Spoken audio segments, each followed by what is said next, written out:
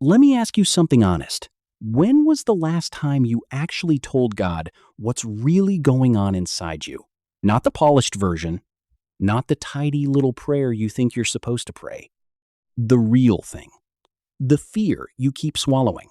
The anger you'd never say out loud. The doubt that shows up at 2 in the morning when the house is quiet and your defenses are down.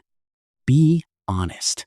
For most of us, that raw conversation almost never happens.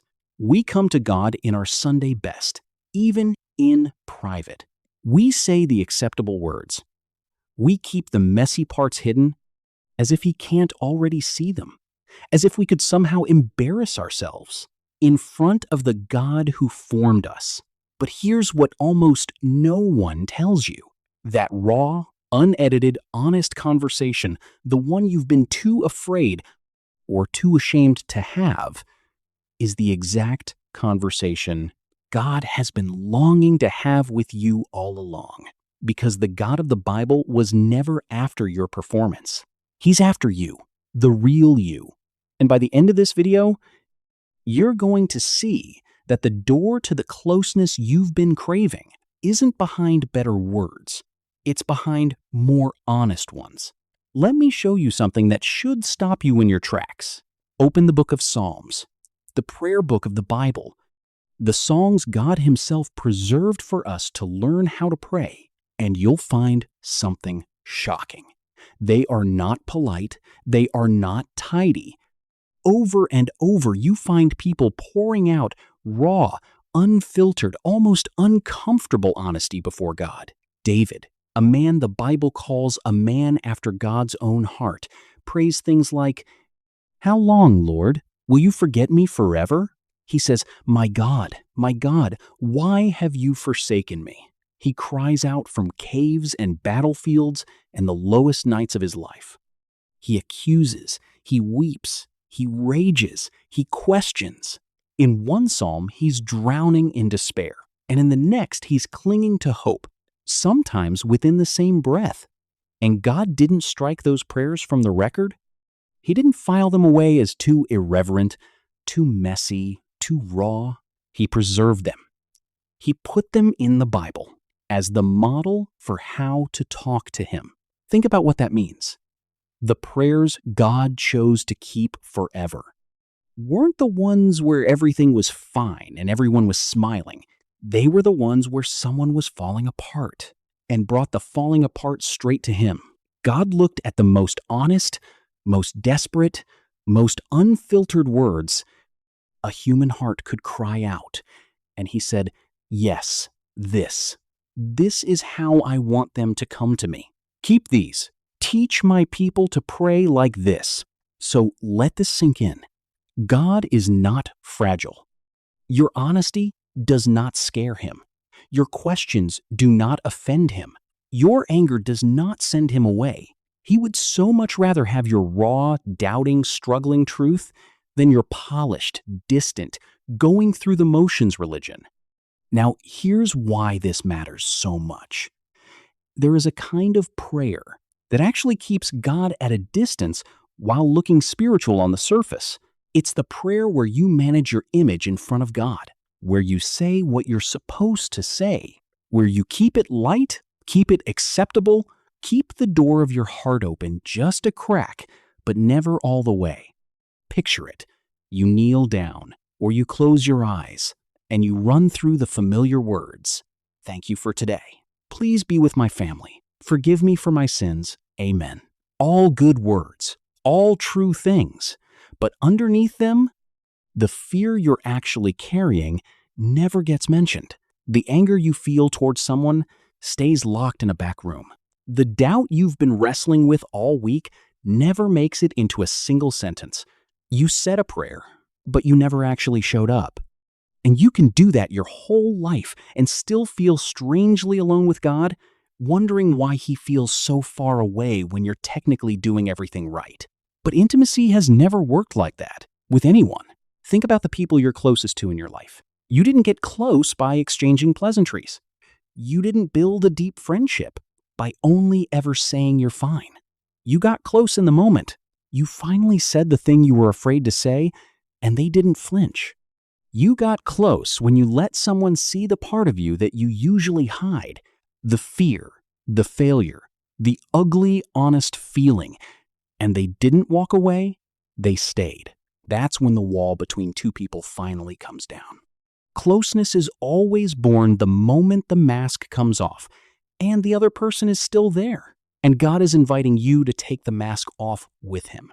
He is the one relationship in the universe where you never have to perform because He already knows all of it and loves you still. Look at Jacob. One night, he ends up in a wrestling match with God that lasts until daybreak. He doesn't let go. He fights, he strains, he demands a blessing. And here's the astonishing part. God doesn't punish him for the struggle. God blesses him in it and even gives him a new name. The name Israel, which means one who wrestles with God. God was not looking for a man who would keep his distance politely. He was looking for a man who would grab hold and refuse to let go, even in the struggle. Your wrestling is not the opposite of faith. Sometimes it's the truest form of it. And then look at Jesus himself in the Garden of Gethsemane. On the hardest night of his life, he doesn't put on a brave religious face. He falls to the ground. He says, "My soul is overwhelmed with sorrow to the point of death." He prays, "Father, if it's possible, take this cup from me." The sinless Son of God, in his darkest hour, prays with raw, honest anguish. If Jesus could bring his real, unvarnished heart to the Father, then so can you. The most honest prayer ever prayed came from the most perfect heart that ever lived. So let's name what's really been holding you back, because it's probably one of these quiet lies. Maybe you think God only wants to hear from you when you've got it together. Maybe you believe your doubts would disappoint him. Maybe some part of you thinks that if you were truly honest about your anger or your confusion, he'd love you a little less. Maybe you learned somewhere that faith means never admitting you're struggling. If any of those are living in you, hear this clearly. None of them come from God. Every one of them is keeping you from the very conversation he's aching to have with you. Because here is the truth that changes everything. God already knows. He already sees the fear you're hiding, the resentment you're managing, the questions you're afraid to ask. There is nothing you could confess. That would surprise him. Nothing you could admit that he hasn't already seen with perfect clarity and perfect love. So hiding it was never protecting you from his judgment. It was only protecting you from his nearness. The wall you built to keep the messy parts from God didn't keep you safe. It just kept you lonely in the one relationship that was designed to hold every last piece of you. The moment you stop performing and start being honest is the moment the wall comes down, and you finally discover he was never on the other side of it. He was standing right next to you the whole time, waiting for you to stop pretending so he could finally hold the real thing. The conversation God wants isn't complicated. He's not waiting for eloquence. He's not waiting for you to fix yourself first. He's waiting for you to be real, to come to him the way a child comes to a parent they trust, and just say the true thing. It's not that God wants your performance, it's that he wants your presence. It's not that he's waiting for perfect words, it's that he's waiting for honest ones. It's not that you have to clean yourself up to talk to him. It's that talking to him honestly is how you get cleaned up. The conversation you've been avoiding might be the exact one that changes everything. The God of the universe is not standing at a distance, arms crossed, waiting for you to say it right. He is leaning in, closer than your own breath, waiting for you to finally say it true.